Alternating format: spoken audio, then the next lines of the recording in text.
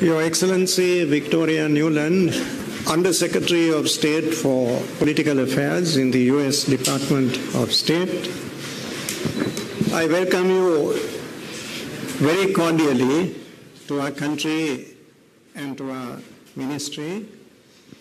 We've had a very rewarding and complete discussion at the Cooperation Dialogue on a whole range of matters of fundamental importance both to the United States and to Sri Lanka. We have, Excellency, 66 missions abroad, and we have told all of them in no uncertain terms that their principal focus this year should be on economic diplomacy. That is what our country needs at this time.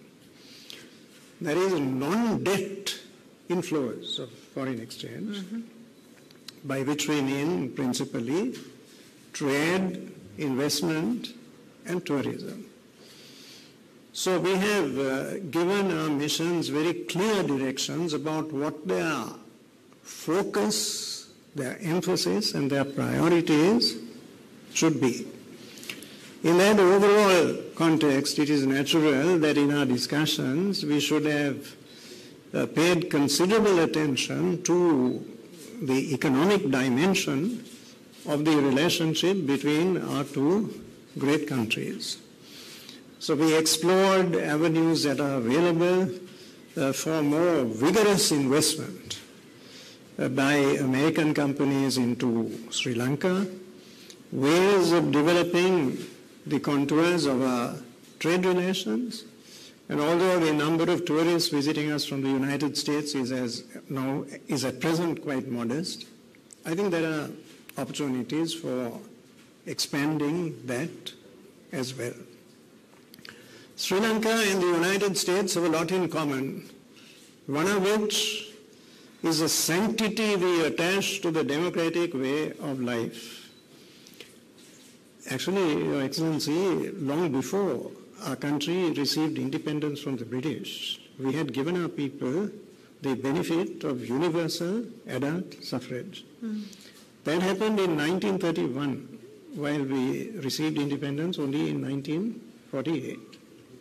So since 1931, uninterrupted, without a single break, our people have voted regularly at elections. They have elected and dismissed governments at free and fair elections. And the democratic way of life is something we cherish in our country. The other is the vigorous role of the private sector. Some of our principal companies are the source of products that are very popular in the United States, in places like Victoria's Secret. And these companies, especially in tea and in the apparel sector, are global leaders, not just national or regional leaders. So we have this robust relationship, not just between the government of Sri Lanka and the government of the United States, but between entrepreneurs in our two countries. After all, Thomas Jefferson and John Quincy Adams said that freedom is indivisible. You cannot enjoy political freedom, but not economic freedom. It is all one, integral, a whole. So I think the empirical experience of Sri Lanka over the decades vindicates the validity of that proposition, and this lays the foundation for a very strong bilateral relationship between our two countries. We considered other things as well, cooperation with regard to ocean-related matters. Sri Lanka is playing a pioneering role in that area as chairman of BIMSTEC. Next week we are handing over to Thailand. That is a grouping of 7 countries, all of which are very important from the point of view of the regime of the oceans. Sri Lanka and the United States share certain seminal, certain core values with regard to the law governing the oceans. We believe in a rules-based order, in the sanctity of navigation through international waters. We also talked about reconciliation in the aftermath of a ferocious 30-year conflict which came to an end only in May 2009. I briefed His Excellency Victoria Nuland about the initiatives that we have put in place to deliver on these issues, local mechanisms, the amendment of the Prevention of Terrorism Act yesterday in Parliament, the Commission of Inquiry headed by Justice Nawaz, which was appointed by the President and which has now handed in a very insightful and imaginative report. The initiative by His Excellency the President of Sri Lanka to meet a delegation of the Tamil National Alliance on Friday. The overall exercise in constitutional reform, which is now nearing its completion, as far as the submission of the proposals of the experts committee is concerned. The experts committee will submit their proposals, and then we embark upon the parliamentary process. All of these are exciting developments. The resolve of the government of Sri Lanka to work constructively and purposefully with the representatives of civil society. The NGO Secretariat has now been brought under the aegis of the Ministry of Foreign Affairs. Referring for a moment to the Commission of Inquiry report, one of the concepts that we want to develop is the truth-seeking mechanism. Truth-seeking mechanism. Here, we do not wish to reinvent the wheel. There's no purpose in doing that. But no two situations are exactly alike, so we will look at the experience of other countries, South Africa in particular, but always taking care to adapt the successful experience of other countries to suit the combination of circumstances in our own country. And the assistance of the United States of America is most welcome in this endeavor, which I would regard as a matter of priority in the context of circumstances in our own country today. So we are very happy indeed that Her Excellency Ambassador Victoria Nuland is visiting us. It is her first visit to our country, although she has a remoter connection. Her father was here some years ago.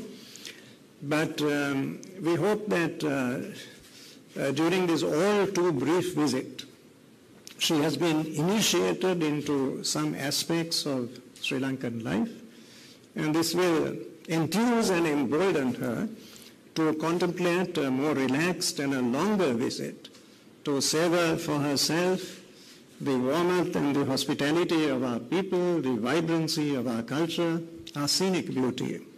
All this is there for her, and I would urge Her Excellency to take back to Washington pleasant memories of her interactions with us, and we look forward in the not too distant future to welcoming her again to our shores. Thank you very much. I now would invite Her Excellency to share a few remarks with the press.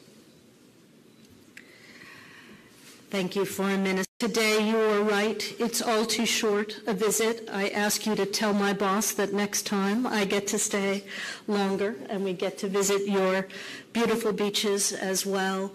We are very, very pleased to be able to renew our annual partnership dialogue in person after the long gap imposed by COVID.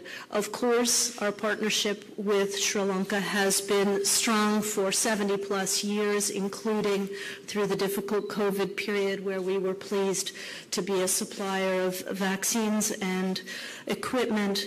But we come at a particularly difficult and pivotal moment for Sri Lanka, and you are a vital partner of the United States at a key crossroads in the Indo-Pacific, and we are eager to support you at this critical moment. We share a commitment to a free and open Indo-Pacific, and as the foreign minister said, to a rules-based democratic international order. And today we had a very rich and varied conversation, as the foreign minister said, about our shared aspirations for the strongest, most democratic, most prosperous, most just Sri Lanka in partnership with the United States. In that context, we commend the first steps taken in recent weeks and days towards national healing here, towards human rights, towards justice, particularly the amendments passed yesterday to the Prevention of Terror Act and the release of some prisoners. There is more to do, as you know better than anyone, and we look forward to working with you as you continue that vital work.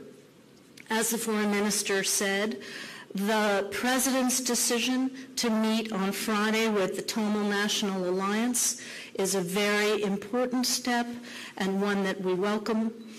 The notion of setting up a truth-seeking mechanism, as other countries with difficult histories have done, particularly taking advantage of the South African experience, is a very good step, and we look forward to supporting that process.